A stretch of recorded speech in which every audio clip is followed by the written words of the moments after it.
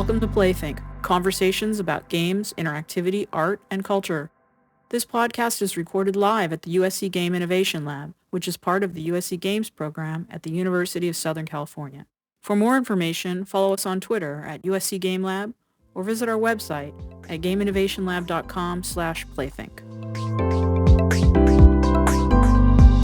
Hi, Liz. Thank you so much for joining us this evening. This is the Playthink podcast. Liz Ryerson is a composer, critic, game designer, and podcaster. Not just on this podcast, but on her own. She's an avowed leftist and a co-founder of the Game Workers Unite. She believes strongly that the power of action of people, both collectively and by individuals, against large corporate conglomerates is crucial to preserving and forwarding digital culture for the betterment of humanity. Yes, I think we all believe that too. Yeah. So thank you so much for coming. So you do so many things. You're a musician, you're a writer, you're a game creator. Do you ever feel pressure to sort of focus on a single mode of creation? I think people feel like they have to be experts at something, like especially if you're like making a career. And I don't feel like I've ever thought to be an expert. I think that's the thing, like, especially like, I don't know, like, just different areas of, there's so many different, like, areas of specialty and stuff, and I think, like, people are pressured, like, online, on social media and academia, et cetera, to have, like, oh, this is my one specialty, this is my one thing, and I just, like, I got interested in games, but around the same time that I was, like, learning about philosophy, and, like, learning about, like, the same time that I was learning about, like, the Arab Spring and things like that, like, learning more about politics, and, like, around 2010. And it's just, like, one thing goes into the other thing, So I don't know. I think it's, like, I think people oftentimes, like, put themselves into a box because they feel like it'll make them more employable. Yeah. Maybe it does, but I feel like, I just feel like interested in a variety of different topics and a variety of different things. So that's super interesting. So this journey as a game creator began around 2009, 2010, you said. Journey as a game creator. Yeah, right. And it sounds as though it was bound up from the beginning with an interest in sort of politics and movements like the Arab Spring. Do you see those as being related? Yeah, just in the sense of, like, if you're following that stuff and, learning about it and reacting to it, then that's going to inform, what you do. Yeah, so how do you make games that reflect that? I haven't made anything, like, for a while, so I guess it's, like, I don't know. Most of the stuff that I've done is, like, either music or writing or, it's been a while since I made, like, Problematic, and I haven't made anything since then. And I've, like, done little things here and there, but... And Problematic was, like, 2013? Yeah, it was a while ago, yeah. So... Yeah, no, I have some comments and questions about Problematic later. So how do you see these modes of creation kind of either supporting each other? Like, do you go into composing music and you say, I'm going to make music now, or is it sort of consonant with your work as a writer and as a sort of game designer? So, not really is the answer. It's more specifically just thinking about, like, what are sounds that inspire me, or what are... I mean, like, I'm not thinking about, like, deep theories or whatever necessarily when I'm, like, making music. I'm not thinking in that sort of mindset, but just in general, like, it's just more reacting to, like, oh, what are the kinds of things that I like, and kind of imitating them and going off of them, and kind of responding to, just trying to respond to, like, what is there already in the thing. So not really. I mean, I'm not really trying to, like, I'm very, like, anxious about the idea of trying to build, like, one aesthetic or one brand, because I feel like that that like, and maybe that's a bad thing. So I think maybe that's a good thing sometimes to do that, because it helps like focus in a direction. But I think the problem is that people end up getting trapped inside a certain image for their work, just in general, like in any kind of like creative field. Like, oh, this is the thing that I do, and you know, it's easy to say like, oh, I am the expert in this thing, and I know everything in the world about this thing, you know, and that's great, but like, I don't have the desire for expertise as much as I have the desire to just want to like be more informed about stuff so that I don't make stupid decisions. Right. No, that makes sense. Yeah, I guess, I mean, because I also used to write music, and I write, and for me, they're very different. They come from a really different place. I think they are different. But there's like a lot of overlap in terms of general structure. I think structure is the thing with music, because it's so structured, and writing is structured in the same way. Is like you're trying to structure things to have a certain effect, and so I'd say they're similar in that way, but in other ways not really. I mean, it's much more abstract. Yeah. And like, yeah, it's different. Like, I didn't used to like think about writing that I did like as art, you know, as in that way, and maybe that's just the things that I was writing at that point. But I'm not sure. I'm not sure it really matters though. Like, not like, because I'm not going for like, you know, I'm not trying to write like something like Finnegan's Wake or something. You know, I'm not trying to be like incomprehensible. Yeah. And like, if you're writing an essay, like, you know, it's like you're just writing it so that someone will read it on, you know, a website in that day, and they'll probably forget about it. Hopefully not, but like often people forget about it. There is like a kind of like what is it? Like, especially with journalism, like, you know, things, there's a very of the moment nature of that, which is kind of nice and not nice in a way. So I guess that's how I would say that that's different from doing music, because like something that's more abstract, maybe you can come into from a variety of different contexts, but it's much more slow, people coming into it, whereas like if you're writing about, I mean, part of the reason I was writing about stuff too is it just got more attention than other things. Yeah, I was going to ask about that, because you've made a lot of music, but I think I've heard you comment that your music is not as well known as some of the other stuff. And so how... It's just like making a career as a musician is like kind of a fucking nightmare. No, fair enough. So what are the things that you've noticed that are sort of different about the way that people receive? I think it is more abstract. People have trouble listening to audio, and like people will have like viral images, like go viral. Like, I know people who are visual artists who have like, you know, art go viral, but like I've never seen musicians who have like their SoundCloud thing go viral. I mean, within those networks, but it's not like the same sort of mechanism. It doesn't work on the same way on like Twitter and social media in the same way that like writing or art will go viral, because people actually have to sit and listen to music. Yeah, there's a time component to it that's inescapable. Yeah. And like people are much more visual, so even watching like a YouTube video is easier. I mean, like I've seen musicians who are, I think like musicians who are good at doing videos definitely benefit from that, especially like ones that are like kind of funny, or, you know, have an image that is like translates well to doing some other kinds of like content, heavy quotes. So, and then when did you get into sort of writing about games specifically? I don't know. I think it's something that I was like always interested in. Like I majored in film. I told you about that, but I kind of didn't really have a background in film, and just kind of randomly decided to major in film. And then after like school, and it was like, you know, it was good to like learn more about film. Like I very much immersed myself in it for a few years, and then I kind of burned out, and I didn't really have equipment to like make films, and it was like very clear that taking it further would be really, really difficult, because I had no resources or connections. but I did have some sort of connections via like online forums, honestly, to some game stuff. So that's when I was like, okay, some of these skills, and I know a lot of people who've gone from film to games, honestly, like a lot. Yeah.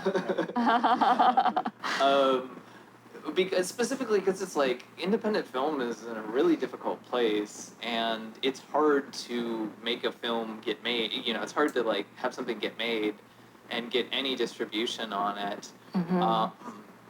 And just the mechanisms of the industry and stuff, and things weren't quite as solidified around games. They still aren't, but they're more so now than like 10 years ago.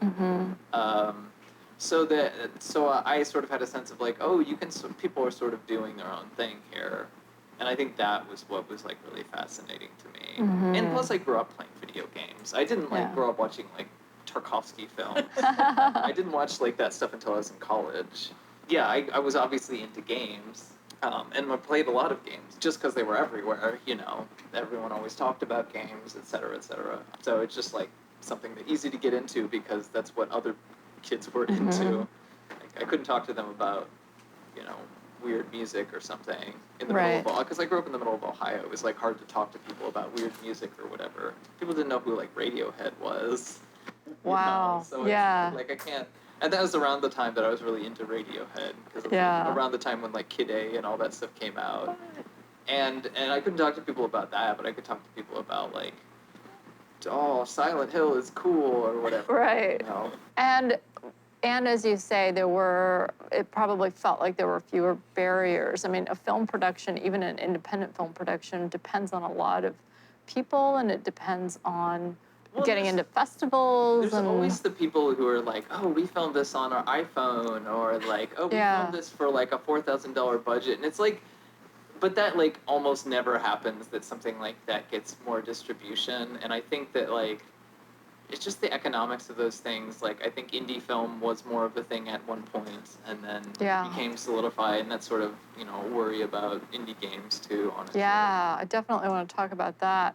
What do you think the role of sort of game criticism and critique is in game sort of development or evolution of games? Oh, well, okay, so the thing is, like, I know people who are like, you know, like, I am a serious thinker about games, this is my career path. Right.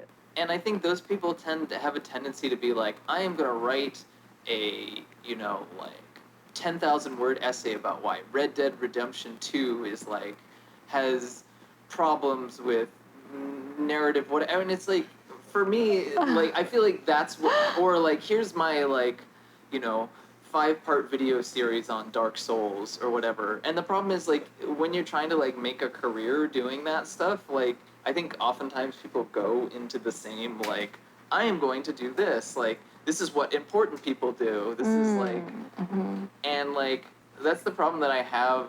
I think stuff should function in a way that is like engaging with the rest of culture, engaging with culture in general, engaging with history, engaging with like, I don't know. I don't like the idea that games are a separate from media in general, that they're this separate entity, that different rules apply to games or something, and a lot of people do think that.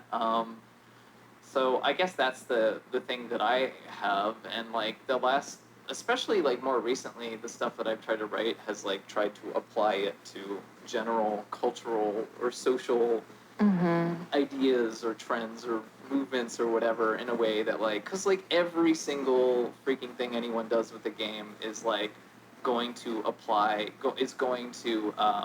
reflect their values, their beliefs, their whatever, even if it's just like, oh, my values are I want to make a Mario game. Like, you know, like there's values to that too, you know.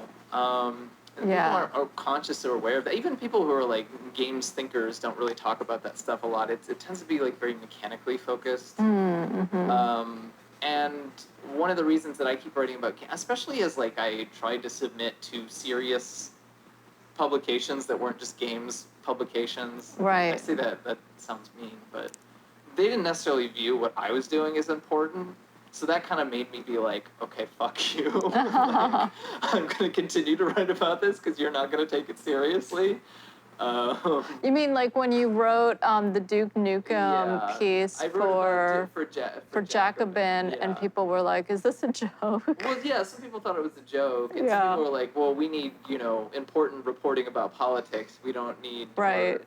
we don't need someone to be writing about a 20-year-old video game." And it's like the point of writing about that was like how it is relevant to today. Absolutely. It's just that I didn't Yeah. say that. I didn't say this game is relevant to today. I mean, like, I you think- actually have to read it. I think you said it in the way that you discussed the game, and especially the spaces in the game, which we've talked about Yeah. before a little bit. The game is like so indicative of certain like cultural, and like I like engaging with stuff that's kind of weird and upsetting. Yeah. Because like I played that game growing up and I liked it. It's obviously like misogynistic. Like I don't need to say that because it's like so obvious.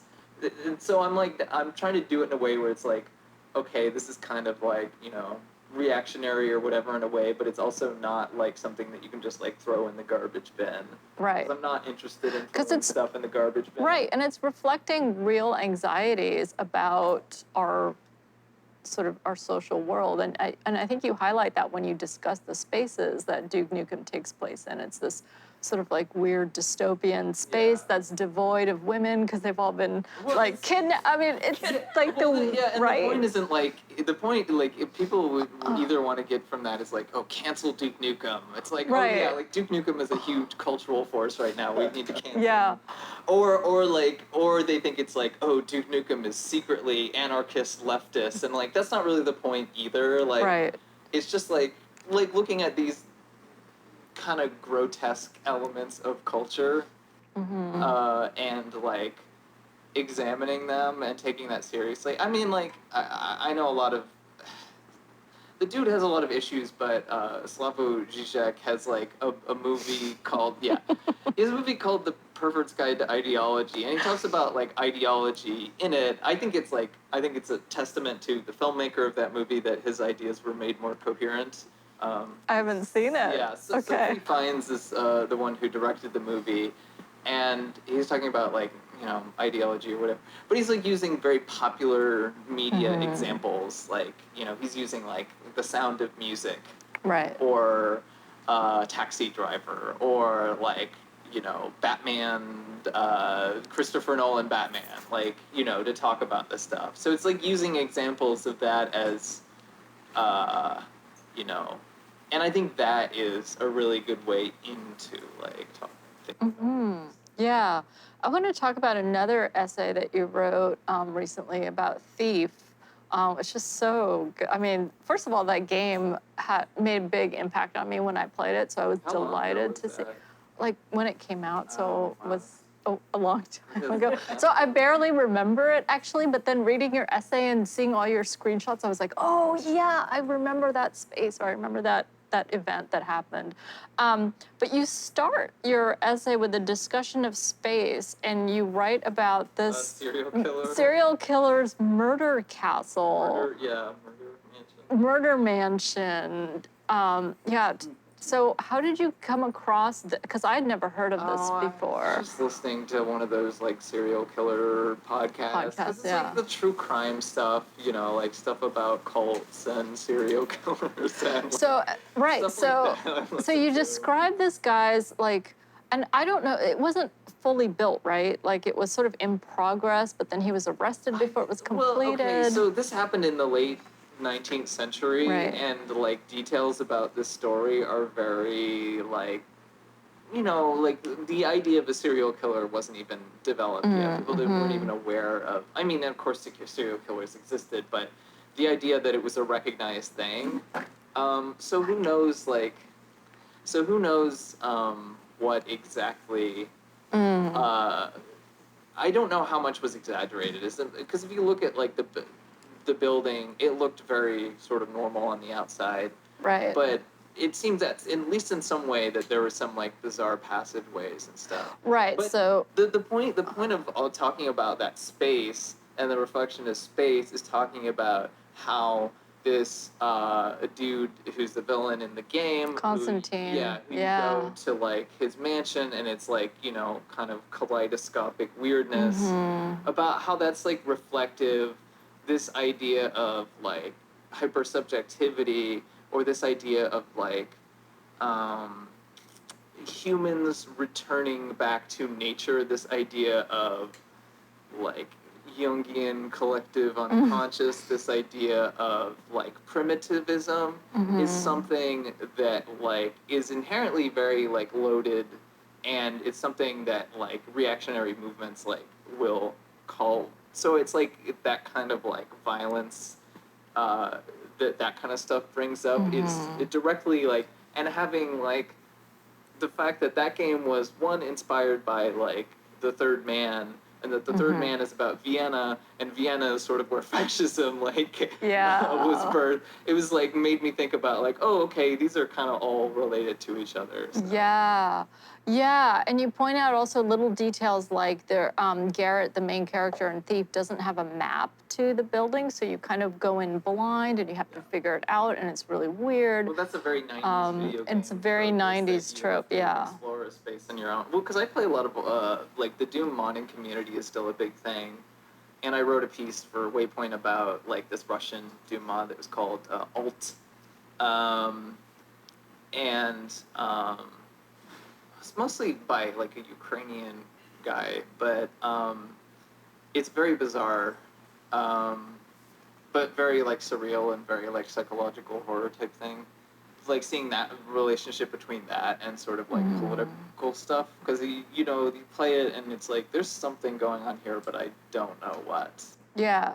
And that's sort of like the feeling that I try to explore with that Thief thing too. It's like there's something going on here, but I don't know what it is. Right, and it's also about sort of class and gender too, I think, because as you point out, in the case of the serial killer, Herman Mudgett, or whatever, H.H. Holmes, I think is his sort of alias, you know, nobody questions the young entrepreneur, like the white bro entrepreneur. This guy was like a doctor or something. Right, he was a surgeon, I think you said, a really talented surgeon, and so he got away with things. Supposedly he would like sell the bodies of women he killed into like medical science. Right, probably to his own students. Yeah, I mean, I don't know, like this is a thing that it's like hard to ever prove that it happened. Yeah. It wouldn't be surprising.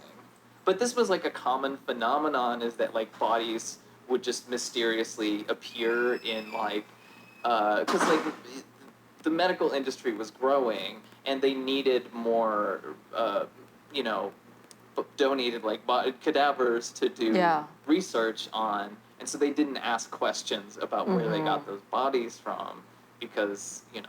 Right. So I don't know, but like. The point is, like, sketchy stuff happened around that era, around the well, like, specifically, like, the layout of that guy's castle is similar. It reminded me in some ways to this, like, Constantine place. And and in trying to draw out, like, this very video gamey environment that also has kind of this weird Alice in Wonderland thing going on, has, like, it has direct connections to something in reality, in real life. It's not just like this fantastical thing. There's something going on here. And Garrett is also, you know, he's a thief. He's lower class. He's infiltrating in order to sort of steal from this dude. The thing I love about that game is that all the decorations, like all the castles you go into, it's like super gaudy. Yeah. It's all this like blown out wallpaper and stuff. And like when we look at like, you know, elegant white Roman statues, it's like all that stuff was painted, like, and it looked super garish, like back then. So we think of like, you know, this like classical aesthetics, you know, nice and simple, white marble, because that's kind of a aesthetic, that sensibility that's popular now. You know, in minimalism, hip minimalism, but like a lot of that stuff was super gaudy, and you can see the way that it kind of like, you know, people say like, you know, there's guys insecure about their masculinity that they'll buy a Ferrari or whatever. That's like kind of like, you can see that in Thief, and like they do that kind of as a joke, like it's very intentional. So is Constantine like nouveau riche? No, then? He's more of like a straight up like a megalomaniac. But like some of the other characters are more like I'm gonna have this like, you know, gaudy decorations and this like, you know, something that like the kind of person who is like upper middle class McMansion type would, you know, would, because like the McMansion stuff is like pretty similar in some way in gaudiness to like, you know, what these people would be doing. It's like I am showing class signifiers of myself by taking on, you know, by showing like that I have this cool pool in my house, or like, you know, and that stuff is like pretty universal. Well, I mean, it's such an interesting tension culturally, I think, because on the one hand, this like going into the villain's like enormous gaudy mansion lair is such a trope in games, but also in films and so on.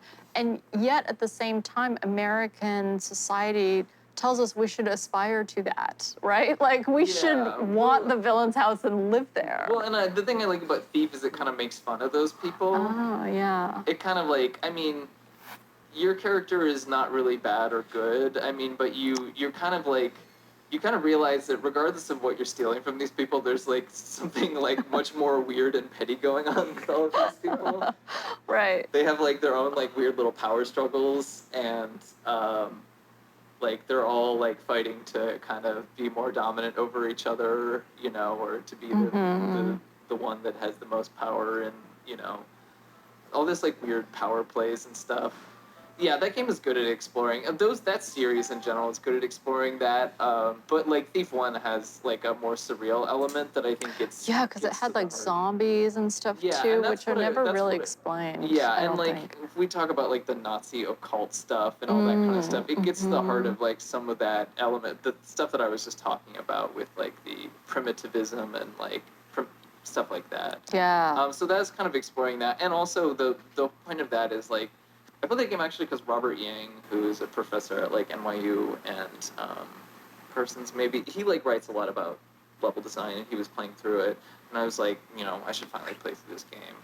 And it was having its 20th anniversary, and I played through it, and I was like, wow, I can't believe this game was made in 1998. Like, this is one of the most bizarre games that I've ever played, because it's like, you know, it has like the immersive sim kind of style gameplay that like Dishonored and Deus Ex, which I had played before, and you know, some of those other games did. Which are kind of spiritual successors. Yeah, which are kind of spirituals, but there's like a weird element in there that resonates with me specifically because it's like, I'm seeing this for the first time.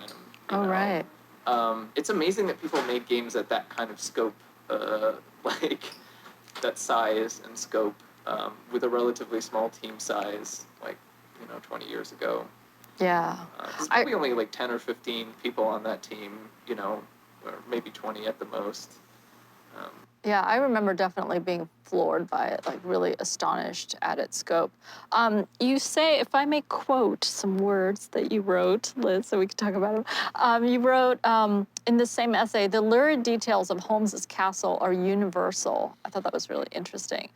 They have a bit of a fairy tale logic to them and recall the fate of the wife in the infamous tale of Bluebeard. Oh, yeah. Like Bluebeard, Holmes was involved with many women, and many of those women ended up dead in one way or another. And then you talk a little bit about the game Judith. Oh, yeah, by Stephen Lavelle and Terry Kavanagh. Yeah. Terry Kavanagh, who made like Super Hexagon. Which is also about being trapped in a weird mansion. Yeah, Judith is like a weird, quirky, like free indie game that is really, it's about like the Bluebeard like story, and like the Bluebeard story is like you know, wife marries this old man, and like he's saying that like he has like horrible he has the secrets. keys, right? Yeah, and he's like, you can go into every room in the house except one. And of course she goes in there because the Garden of Eden. Yes, because women are fatally curious. Yeah. Yes. And it's like, you know, a corpse or whatever. It's like I think it's the corpses of his previous wives are in there. And then he like he murders her at the end, basically. No, well, her brothers come and rescue her. Yeah. At the end of the Stephen Lavelle game and the or in Terry Kavanagh game, she gets murdered at the end. Which I think is maybe more in a way more realistic. I mean, Yeah. but that game is interesting because it takes place in two timelines, right? So you Yeah. have like the original timeline, which it isn't clear how long ago it was Yeah. at all, and then there's like the modern timeline where there's this like adulterous couple, if I remember correctly. They're running through this old mansion. And they kind of uncover these like echoes of the past. Or, Yeah, that's a really, it's a really good like free game that no one talks about any, just because it's a little older, but it's one of my favorite games by either of them. Just like a 30-minute, narrative game. Yeah. But what I like about that game is that the Bluebeard and that he's like possessive, but he doesn't seem like overly creepy. I don't know, man. I got strong gaslighting vibes. Okay, well, there's from him. It's but, like, this is for your own good, If you look up the young story lady. of Bluebeard, it's like, oh, he was a horrible pirate with like, if you look at the original story, it's like they like, it's very over the top that they made him horrible, and I think that that's almost like kind of not true to life.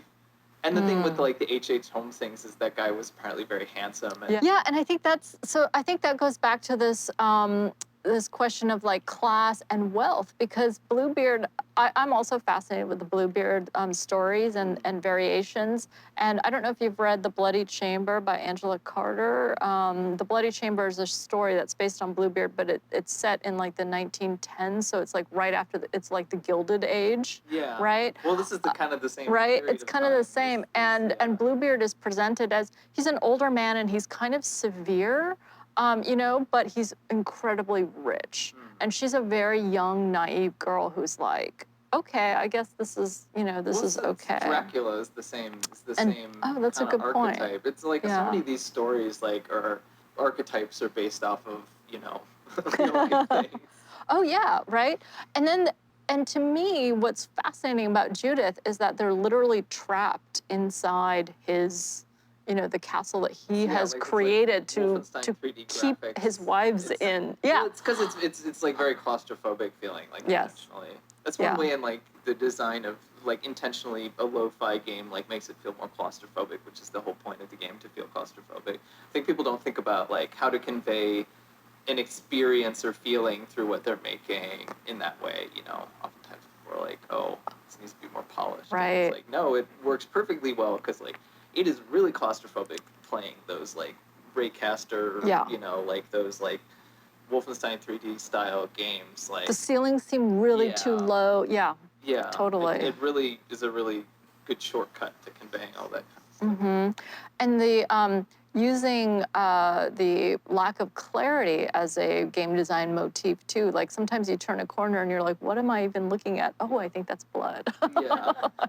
Oh, I see. Well, it's like if you look at like a neural network image or something, and you don't know what it is, and it actually looks kind of terrifying because it's like kind of this mosaic of different images or something. Kind of that makes me think of like freaking like Well of Souls or something like where they describe like the human horrors and like things like, I don't know, like Dante's Inferno or whatever, like this like thing of, or like Doom has these like screaming faces or whatever. It's just like all of these like things melded together in this horrible. That's what those neural network things remind me of.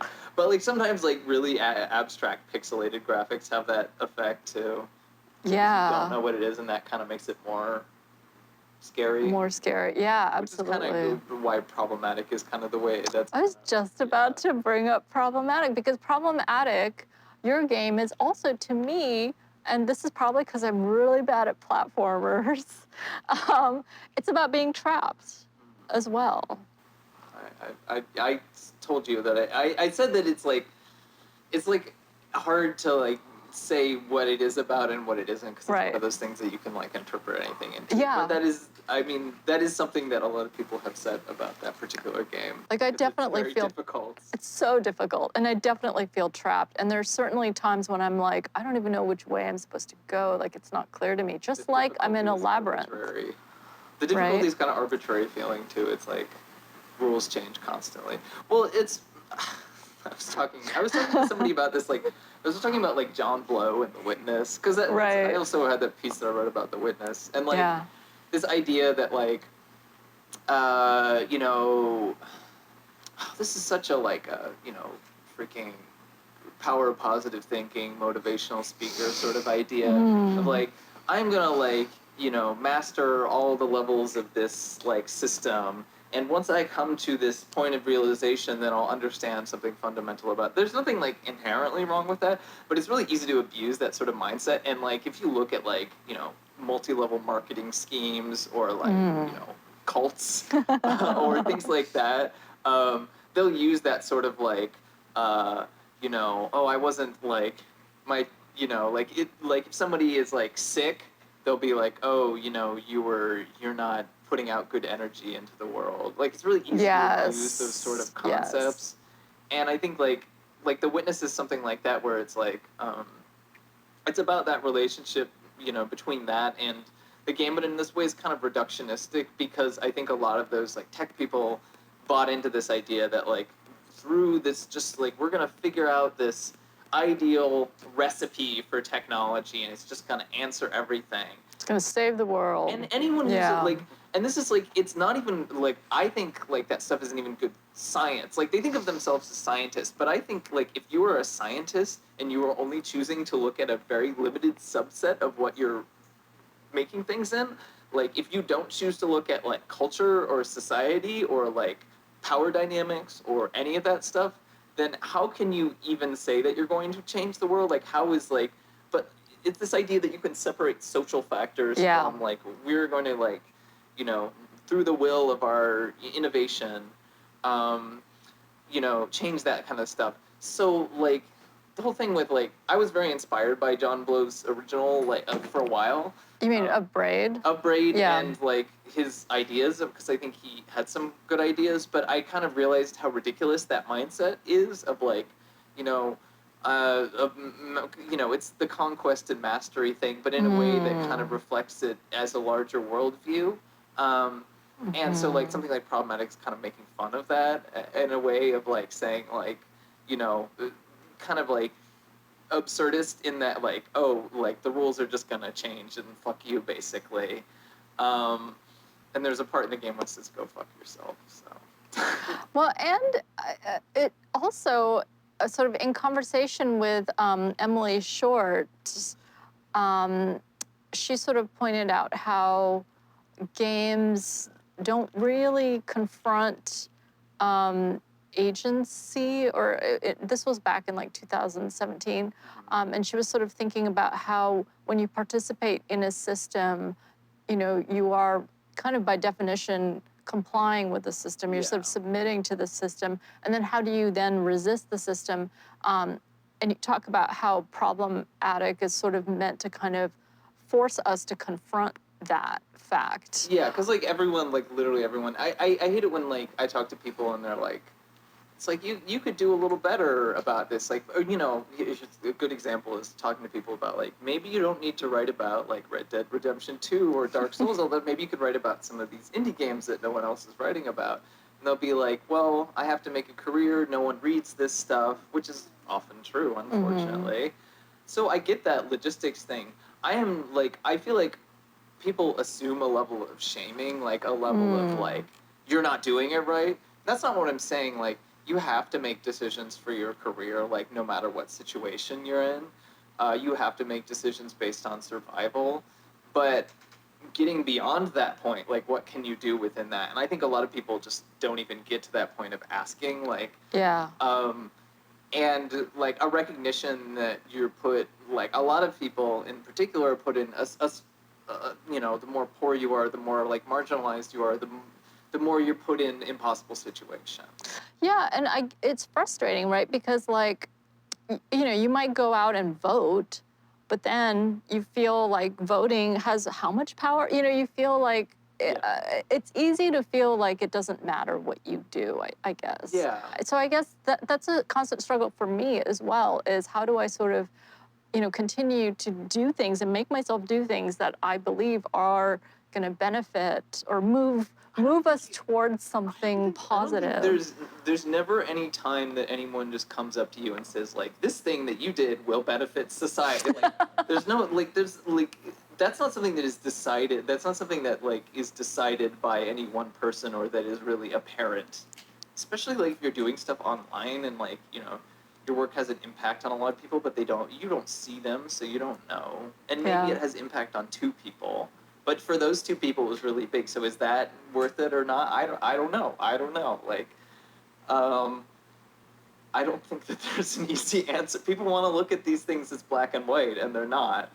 I think that's the frustrating thing. It's true with social media, is like there's shaming around like specific things, and it's like it's easy to look at something as a black and white problem of like, oh, I should be doing this and doing that. And I mean, it's like that meme that I was telling you about of like, I'm sure a lot of people have seen this, of like, there's like a peasant that's like walking like with like a really old peasant that's like, we should improve society somewhat, and then this guy is like, yet you participate in society. Curious. Yeah. Yeah, it's just easy to like, be like, oh, why are you complaining about capitalism on your smartphone? Exactly. Like, you're participating in this. Yeah. It's like, I don't, like, everything is full of contradictions at all times. Like, Yeah. it's impossible not to engage with things in a, like, there's no black and white. There's, like, basically never any black and, that's not to say that, like, there isn't, like, things that are right or wrong, but, the fact that there's no black and white is a big, like, thing about that. But that's the thing of, like, I feel like anybody asks me about that game is like I say something different every time. That's fair. So let's go to sort of things that we can do to, resist the system, if you will. And one of the things that you... Give you like a checklist? Yes. Yeah, give us a checklist, Liz. One of the things that you did last year was you were part of the foundation of Game Workers Unite, and you went to GDC, and there was a roundtable. You did a bunch of protests. And so it's a year later, or it's a year since then. Where do you think Game Workers Unite is now, and how can people sort of continue to push it forward? I haven't been involved for a while. I've said this like a lot. I haven't been involved for a pretty long time. Like, I got involved as starting it. I'm planning on getting involved again when I move, but so I am not like the best person to ask about that probably. I think like it's a difficult problem because these conversations have happened in the industry. Like, I remember, when like people would come up to me at GDC in 2018 and be like, oh, we've been talking about this for like 20 years or 30 years. But it's a long way to go. There's a long way to go, especially like there's a lot of internalized ideas that people have. A lot of people are afraid of joining groups because they don't want to get fired. They don't want to, and like employment is really precarious. And it's a long way to build trust within companies, and also like it's in my opinion got to be a different model. And I think a lot of the people in Game Workers Unite share this too, from what I understand. Like, it's got to be a different model than like the film industry and stuff, because well, one, like the film industry has problems. Like, it does have unions, but it has plenty of other problems like that. Games aren't decentralized. Indie games are a big thing. And what is indie and what isn't? Like, no one can tell you. No one can tell you. Like, like a AAA game development studio in 1993 is like, could be 5 people. And now it's 500 people. And a development studio with 30 people can be considered indie, So, like, the definitions are constantly changing, and what does that mean? And it's so, like, there's so much, like, it's gonna have to depend on, different actions, different groups, and I think, like, they're also trying to, like, get more local groups started so that things can be more focused on specific, what the needs are of a specific community or specific, around particular game development hubs. Also, just like getting people to trust getting people to like hang out with each other in person. That seems like a non-trivial thing, except for the fact that this is game developers we're talking about, and they don't like to go outside. Or like, good point. They like to be on their computers. Like, I'm not like, I'm not, so like Discord channels. I have issues with like being a shut-in, so I understand. Yeah. But that's like a hard, like, hard thing to like get past culturally, I think. Yeah, like how do you perform 'Cause activism? security is an issue, like when people do stuff online. So Yeah, no, for sure. Well, I want to leave some room for questions and discussion. I do want to just briefly mention your GDC talk. Though from this year, you were part of the Indie Soapbox, and you talked about punk rock and punk indie games, and kind of how they're similar and how they're different. well, there's no like clear definition of like what punk rock even means anymore. I think I was sort of talking about that of like punk was a certain sort of ethos and idea, especially like 70s and 80s. It was kind of countercultural. It wasn't widely. I mean, it had like a moment in the UK, like, you know, with the Sex Pistols and stuff, but especially during like the US in the 80s, like when punk was a big subculture, it wasn't really in the mainstream. There were occasionally, like, there's bands like REM that were kind of popular, but, so, and it wasn't a thing, and then like things kind of changed and things kind of exploded with like grunge music, and Nirvana specifically, and Nirvana, like, you know, was very attached to all of those sort of the structures, built lineage and whatever, but all that kind of stuff blew up, like blew all of it up because it got taken over by, I don't know, so there's a quote from Ian Mackay, who are one of our presidential candidates. Beto O'Rourke was like, "Oh, I'm so inspired by Ian Mackay," which is funny to me given some of their political differences. But anyway, he was like, you know, like before a certain point, people were just talking about like music and sharing ideas and stuff, and after a certain point, people were talking about business models, like, and that's a shift that I saw happen in indie stuff. And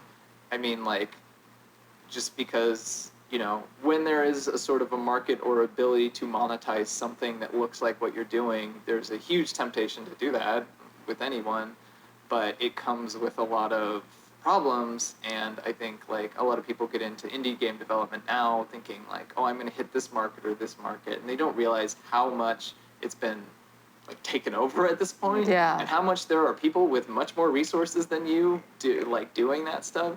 And people think that they're making something more safe by making it more mainstream accessible, when they might actually be putting themselves in a worse situation, because maybe like especially if you're a limited, you have niche appeal just in general, maybe just focusing on that niche appeal is a better idea, and not spending like 5 years working on something, but like spending on 6 months working on a variety of different small projects, not burning yourself out, not like none of those are like conversations that are really had like widely, and you'll get a lot of contradictory and oftentimes horrible advice from like going to GDC panels about this stuff. It's like, yeah, if you look at every single successful indie game developer who probably have all had panels at GDC, you're gonna be like, I'm gonna follow their model. I'm sure that like they did something right, but a lot of people came from positions of privilege, like economically, or they just got lucky, you know, or they just happen to be making something in an exact way that, you know, or they, I don't know. It's unpredictable. So I think like the important thing is there needs to be like a space to talk more about free games, like things that are not, there needs to be more of like a resurrection of some of the stuff that wasn't popular and isn't known, and like there's so much stuff coming out that no one knows about and talks about and writes about. So there needs to be some movement around that kind of stuff, and so that's something that I've been thinking about. Yeah, and I love that you're doing that, like talking about games like Judith, for example, which is a very quirky, small Well, I mean, it's not game. even like, I'm not even doing that as like a public service. I'm doing that because that game resonated a lot with me, you know? Yeah. And, you know, every once in a while I'll play an indie game where I'm like, even if it isn't like 100% good, even if it's only like, 20% good, I'm like, sometimes I'm like, oh, that's interesting. It made me think about something differently. You know? Yeah. And I think the more that people like move towards polished, the more that kind of stuff gets sanded out a lot of times. That's a great point. Let's open up the discussion to other folks now, because I'm sure we have some thoughts. Hello. Hi. Yeah, this is in reaction to what you were saying about like punk games and counterculture. Namely, I'm wondering if, in your eyes, if there's like a space for like a games counterculture now when culture as a whole feels a lot more fragmented thanks to the internet, and what would countercultural games look like now? Well, I think part of the thing with punk is it's not just an aesthetic. I think people think of it in terms of an aesthetic, but it's also kind of like about sustainability. And I think the first answer would be to like find what, like, you know, it's the thing that people say in organizing a lot, like find your people. Find like what sort of ideas you value and what kind of principles you want to sort of organize around. Find the people who would collaborate and work with you on that. Find a reasonable amount, you know, find something where you can realize what you want to do in a reasonable way that isn't going to like, that isn't making your grid, because you've seen, like, everyone's seen like what happens when someone makes their dream game for 6 or 7 years and then burns out and never wants to go into game development yet. Like, that's not a model to follow. And like find a way to maybe like write about other stuff that you're interested in just from a different perspective. Like, I'm not always good about writing about like indie games and stuff. Like, that piece was about Thief, you know, it's like a game that plenty of people have written about, but hopefully a different perspective on that. So like find something that is kind of your own unique sort of perspective. I think people could do, you know, like a better job of like presenting this info. Like, how do you present criticism in a way that's interesting, that'll be like YouTube or things like that, using the tools that you have in a way that's more intentionally focused, and also like drawing upon things that aren't just all video games, but it's like these are general cultural principles. Doesn't have to be just about video games. It could be about and sort of building a network or whatever around that. I think that's like, all that stuff is just way more doable than, so I think that's where it has to start. And like, you know, I've talked to people just on like a little Discord chat about starting like a little website and just trying to have like a podcast or something. I'm trying to figure out exactly what I want to, because I also want to do stuff with music and stuff too, but like, trying to organize people around the same place to not, because I think people being isolated and not being able to talk to each other about these things is, and you know that like, I know that people all have these thoughts about like, how am I going to survive doing what I do, especially if it's weird and different. And the more like finding your people, finding the ways to make it work in a way that isn't just like, oh, we're starting a company and, you know, we're going to have all this formalized. Maybe it isn't that. Maybe you have another job, you know, maybe full-time, maybe part-time, but maybe you can still find a way to do this. There's no like secret magic key. And that was, I think, the big advantage of punk music, is that they had shows. Like, people had to physically come to shows and meet each other and see each other face to face, and the kind of community. And baby castles, and, you know, people are trying to do that with games, but it's not, like, it's not built like, in. City here, yeah. and like baby castles in New York, but there isn't a lot. Like, it's not. I mean, there are a lot of events that people go to, but it's exorbitantly expensive to go to GDC and all that kind of stuff. And Yeah. It's better to have smaller things too, and especially local things. And it's a hard thing to build up. Yeah, so I was thinking while you were talking about the ecosystem of writing about games, like journalism about games and indie games, and the kind of community building that you're talking about. And it seems to me that, you know, one of the advantages that something like for example punk rock had was that there was an understood format for writing about music that spoke to people even when they didn't listen to punk rock. So you could read something in like a local newspaper about a punk rock band or a punk rock show and be excited about it because the project of that piece of media, that journalism, was to get you excited about it. Yeah. And kind of be an entry point for you. And and just, this is my opinion, and I'd love to see what you think about this. My opinion is that a lot of games journalism to date has been more about holding people out, like sort of building a cool space where already know what I'm talking about. Especially when right? you're talking about like the deeper thinker type Yeah, people. it's like you already understand me or you don't. Yeah. And this mimics the way that a lot of game culture is always about, well, you're with us or against us. Yeah, I mean, like, well, first of all, like, I think punk did have a problem with exclusionary. Like, punk always had a problem, especially as it became more solidified, like, as it became more of a growing subculture and, like, their skinheads and things like that. There were definitely problems with punk and, like, it being, like, a hyper male energy kind of space most of the time. And, a lot of spaces weren't as white as people think they are, but they still were, more white than. I think that is true. That like there is this kind of in crowdness or like the opinionated geek guy, the kind of like Yahtzee or whatever, opinionated nerd man kind of archetype for games. That's definitely true. I think that but you look at, like, how popular some YouTubers and streamers are, they do, like, there are personalities that get people interested in games, but the problem is they all tend to do the same things, and a lot of them aren't super critically, inclined. Well, and lot maybe not also inviting of new people. Yeah, well, some of them that are more like generally focused, I'd say are, but like it's almost like an empire at this point. Like some of those like Let's Players and Twitch streamers. I mean, like the one I think, but I do think those streamers being like excited has created like more of an interest in like indie horror games, for example. But it only like works for some things. But I think that is like the venue where that stuff has happened. Yeah. I think there is definitely possibility for like.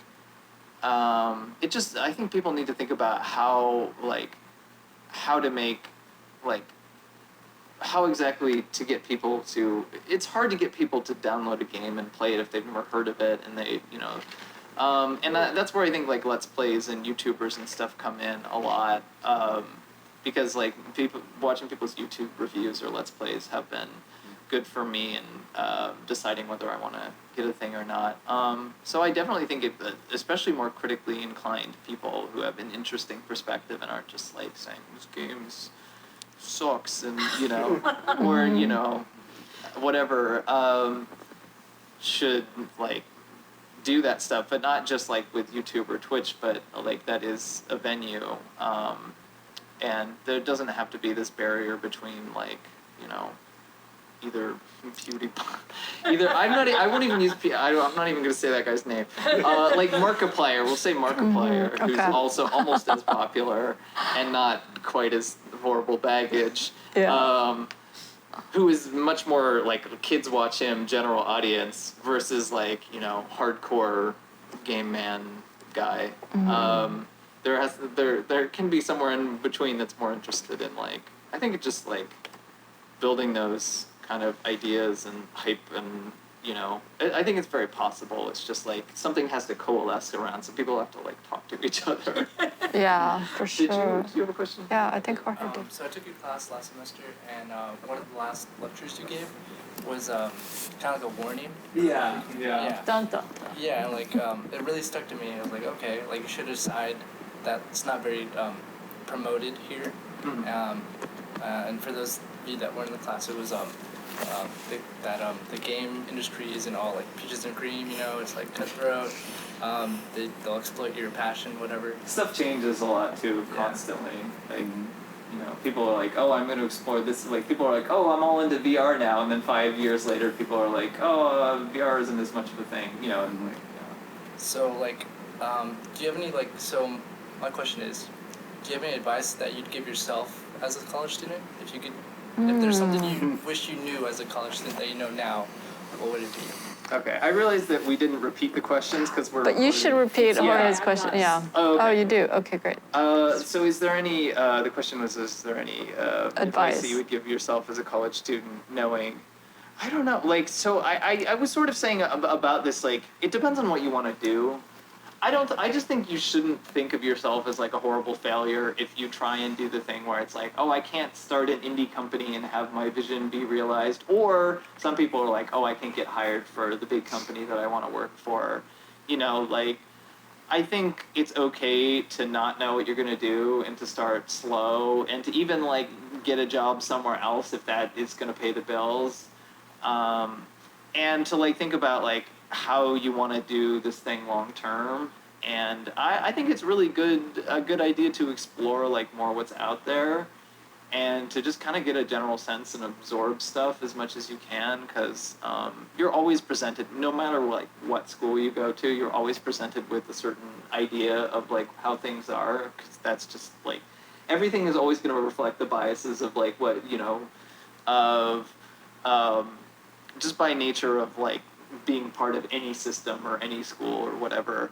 So just going out and seeing like kind of what's out there and trying to explore on your own. That's a thing of like, I was made familiar with a lot of stuff in school, but I didn't understand its resonance with the real world until I went out into the world where I can like look at philosophy. Because something like philosophy was something that would be extremely abstract and not interesting to me, and then kind of being able to connect it back to my real life and connect the stuff, I think is like the important thing. So, and I don't think there's any like one answer, and I just think you shouldn't like be like, because it gets like driven into you. It's like, oh, I need to get a job doing what I want to do, and I need to do exactly this or exactly that. And it's not really about that. It's more of a gradual thing, and like not burning yourself out and thinking about like, you know, trying to just explore things when you can, when you have time, you know, and giving yourself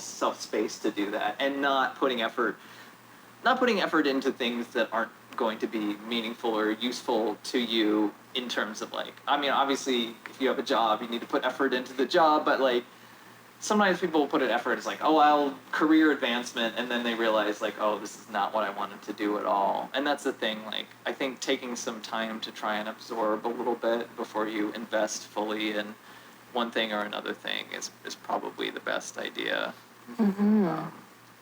Yeah, I was just reminded of something Werner Herzog said. He was asked, like, what should I do if I want to be a filmmaker? But at some talk he was giving, and he said, go work in a fish factory. His point was just to give yourself some of that space and time, I think. I wanted to just ask your thoughts on some labor questions. Particularly in terms of like, how do you define it? Independent of the game workers stuff. How do you define what a game worker is? And I'm thinking in terms of sort of game workers downstream and also upstream. So like, are people who are manufacturing microprocessors part of the games industry? Are Twitch streamers workers in the game industry? I don't think there's so the question is, how would you define what a game worker is? I don't think there's an easy answer to that.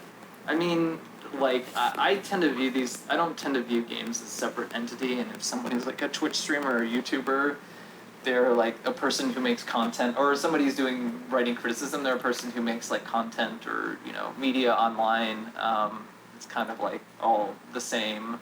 And I think kind of like making games is part of that too. It's the same as like, somebody who's like an artist online, and sometimes they're artists, they work in games, and maybe that's like, they do pixel art or something like that. I don't think there's an easy way to define what a game worker is, and I think that's something that like, I actually think that's something that Game Workers Unite is having, is trying to figure out specifically, because like in the film industry, things are very much divided based on discipline. And even at AAA publishers, things are not as divided. Like, they will have someone, it's like, okay, we're going to have you do QA at this point, or you're going to do this thing, or you get moved over and shifted over. And I don't necessarily think that having things divided into specific disciplines is even always a good thing anyway. Yeah. And especially when we're talking about like indie dev or studios, like obviously more roles are going to intermix. So I don't know that there's an easy answer to that. Like, I mean, everyone is like, I think everyone is a worker in the sense that like, like like if you put your stuff on social media, like that company is monetizing you, and you should put stuff on there with the awareness that that's happening and that you are doing work for them, even when it's just like, hey, what's up, everybody? Yeah. You know, like even when it's like YouTubers or streamers being like, I'm gonna have a chat with my fans, you're still doing work, like, and it becomes more obvious like the more they have like followers and stuff, the more that they're doing work, because you see like, I don't know, there's a video series on YouTube by somebody that I know named Shannon Strucci, is about parasocial relationships. And parasocial relationships are sort of fan-creator relationships in the way that people like, and a lot of like online content is sort of built around that. And she had like clips of this YouTuber named Jacksepticeye who like plays, and he's just being like, "Oh, I'm so sorry I can't be here for my fans. You guys are so wonderful, you know." And like, I'm sure that guy is 100% genuine, but there is always a level of performance to that kind of stuff, and it becomes a business, like regardless of whether you see it. And I think that's just the venue of. So I think people should think of themselves as workers and think of themselves as doing labor, even if you're making like a weird free game or, you know, whatever. So with that in mind, like think about like,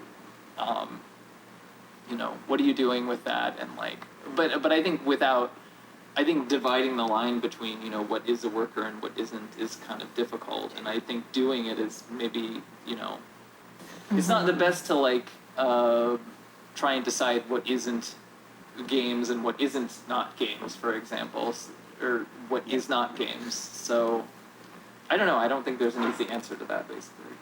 Yeah. Okay, I think we're at time. Okay. Yeah, so thank you so much, Liz, for coming. It was so delightful to have you. And you can find her at ellaguro.com. Yeah. ELLAGURO. But it has a link to all my social It does. media. So you can find her there. Thanks, Liz.